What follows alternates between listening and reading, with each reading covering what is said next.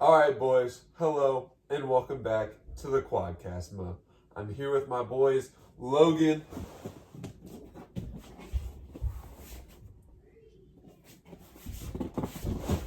Colton,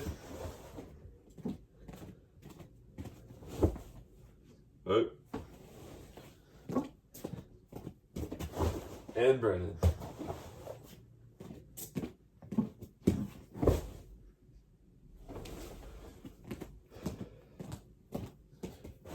Today's topic is a very special battle from World War II named D-Day or Operation Overlord. We'll be talking about 3 different parts of Operation Overlord.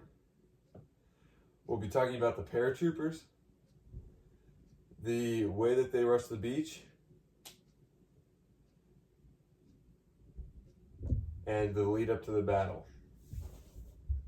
So first, Logan, what were the paratroopers?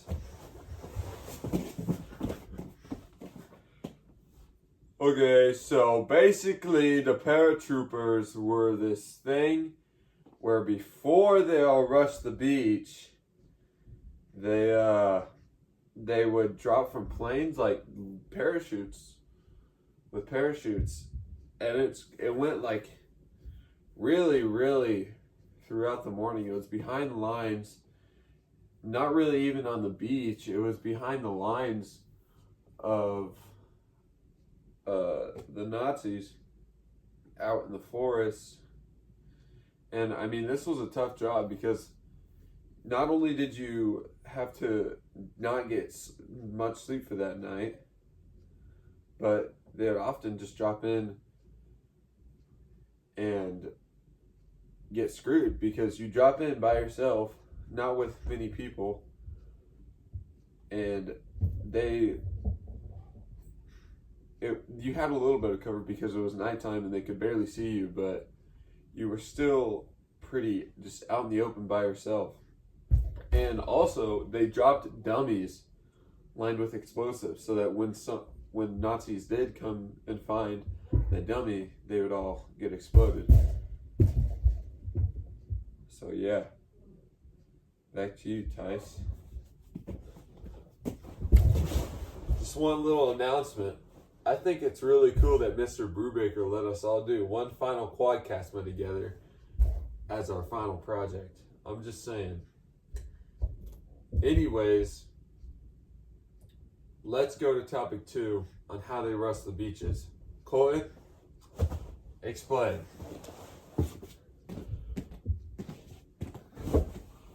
All right, so basically what they did was these really small ships departed from a big ship,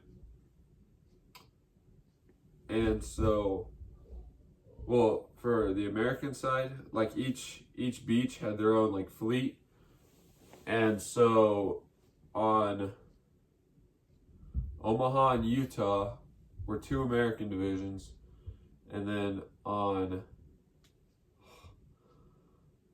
another beach was a British division, and then Sword was a Canadian division, and then Juneau was another British division. I think it was 2 British divisions, 2 different divisions. But so basically, all these ships would come up to the beach, and they were like almost like a carrier that a vehicle could fit in, and they would fit like 20-30 guys, and they had a dipped like there were walls, and it had a dipped floor so that all the guys could get cover while the ship was coming to the beach. And then right when the front door dropped, they would most of the time just all get screwed because they had no cover. The door would just drop, and the Nazis would see them coming, and they would just get mowed down like a mower and grass. So basically, you could think of it as like trench warfare, but one side doesn't have trenches and the other side has a lot of heavily fortified trenches. And that's just like, the fact that we won that battle is so amazing. And it's a good thing we won that battle, because if we didn't win that battle, we would probably have been really screwed in the long run for the rest of World War II. Because it was the first real turning point of World War II.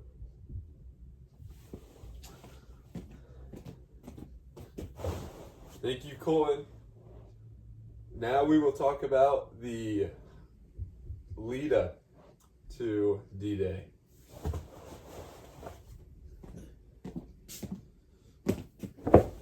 Hey. Yeah, so basically, the lead up was at Dunkirk.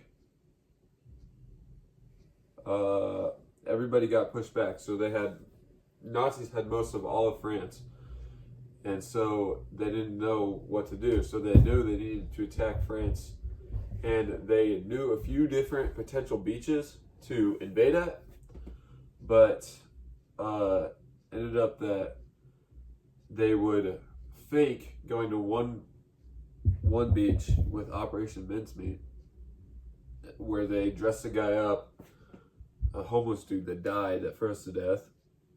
They dressed him up and basically made the Nazis think that he was a officer, and they sent him to the beach, and some Italian fishermen saw him, and eventually it got to Hitler, and he believed it. He believed the documents that were on him that were suggesting that they were going to land at a certain beach. So they moved all their fortifications to that beach. And so the general at this time was Dwight D. Eisenhower, and he was the general of the entire Allies forces in all of Europe, which is pretty cool. And then he ended up being president, like, however many years later. But so yeah, they were trying to find out the right date, and it turned out that June 6th was just the best date for it, because the weather was nice for once. They had like a little window on June 6th that the weather was good, and that they had a chance to actually invade and have a good chance. So yeah.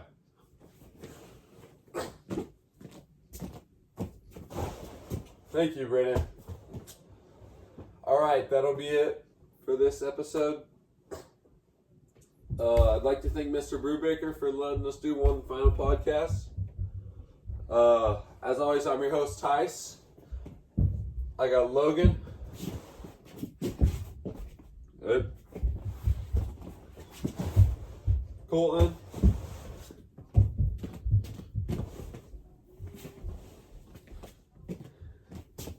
And finally, Brandon.